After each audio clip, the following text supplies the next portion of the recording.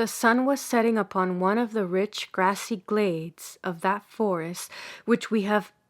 mentioned in the beginning of the chapter. Hundreds of broad-headed, short-stemmed, wide-branched oaks,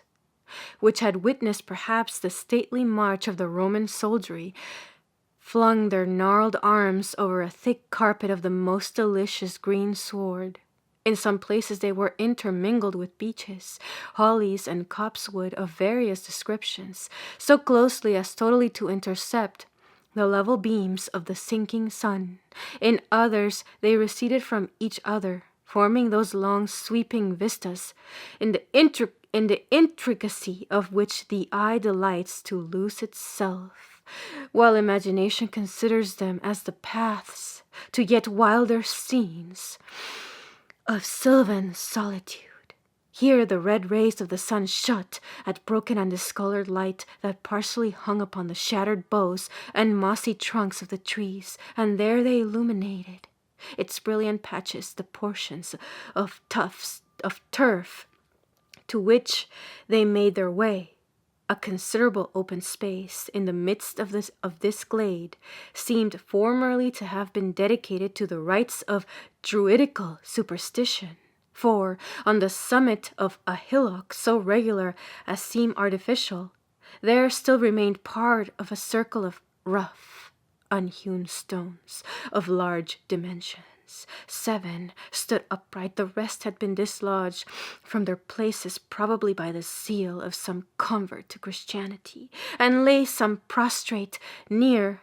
their former site, and others on the side of the hill. One large stone only had found its way to the bottom, and in stopping the course of a small brook, which glided smoothly round the foot of the eminence, gave, by its opposition, a feeble voice of murmur to the placid, and elsewhere, silent streamlet. The human figures which completed this landscape were in number 2, partaking in their dress and appearance of that wild and rustic character which belonged to the woodlands of the West Riding of Yorkshire. At that early period,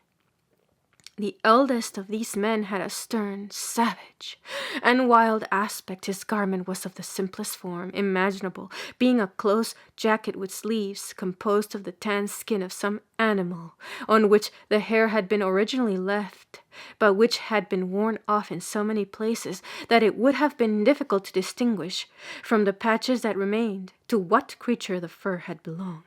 This primeval vestment reached from the throat to the knees and served at once all the usual purposes of body clothing. There was no wider opening at the collar than was necessary to admit the passage of the head, from which it may be inferred that it was put on by slipping it over the head and shoulders, in the manner of a modern shirt or ancient hauberk. Sandals, bound with thongs, made of boar's hide, protected the feet, and a roll of thin leather was twined artificially round the legs and, ascending above the calf, left the knees bare, like those of a Scottish Highlander. To make the jacket sit yet more close to the body, it was gathered at the middle by a broad leathern belt, secured by a brass buckle, to one side of which was attached a sort of scrip, and to the other a ram's horn, accoutred with a mouthpiece for the purpose of blowing. In the same belt was stuck one of those long, broad, sharp-pointed, and two-edged knives, with a buck's horn handle, which were fabricated in the neighborhood, and bore even at this early period the name of a Sheffield whittle. The man had no covering upon his head, which was only defended by his own thick hair, matted and twisted together, and scorched by the influence of the sun into a rusty dark red color, forming a contrast with the overgrown beard upon his cheeks, which was rather of a yellow or amber hue. One part of his dress only remains, but it is too remarkable to be suppressed. It was a brass ring, resembling a dog's collar but without any opening, and soldered fast round his neck, so loose as to form no impediment to his breathing, yet so tight as to be incapable of being removed, excepting by the use of the file. On this singular jacket was engraved in Saxon characters an inscription of the following purport: Gurth, the son of Beowulf, is the born thrall of Cedric of Rotherwood. Beside the swineherd, for such was Gurth's occupation, was seated upon one of the fallen druidical monuments a person about 10 years younger in appearance, and whose dress, though resembling his companions in form, was of better materials and of a more fantastic description. His jacket had been stained of a bright purple hue, upon which there had been some attempt to paint grotesque ornaments in different colors. To the jacket he added a short cloak, which scarcely reached halfway down his thigh. It was of crimson cloth, though a good deal soiled, lined with bright yellow, and as he could transfer it from one shoulder to the other, or at his pleasure draw it all round him, its width contrasted with its want of longitude, formed a fantastic piece of drapery. He had thin silver bracelets upon his arms, and on his neck a collar of the same metal, bearing the inscription, Wamba, the son of Witless, is the thrall of Cedric of Rotherwood. This personage had the same sort of sandals with his companion, but instead of the roll of leather thong, his legs were cased in a sort of gaiters, of which one was red and the other yellow. He was provided also with a cap, having around it more than one bell, about the size of those attached to hawks, which jingled as he turned his head to one side or other, and as he seldom remained a minute in the same posture, the sound might be considered as incessant. Around the edge of this cap was a stiff bandeau of leather, cut at the top into open work, resembling a coronet,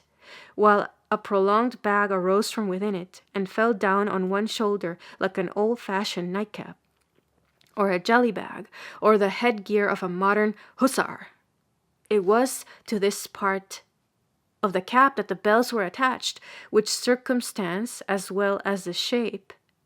of his headdress, and his own half-crazed, half-cunning expression of countenance, sufficiently pointed him out as belonging to the race of domestic clowns or jesters maintained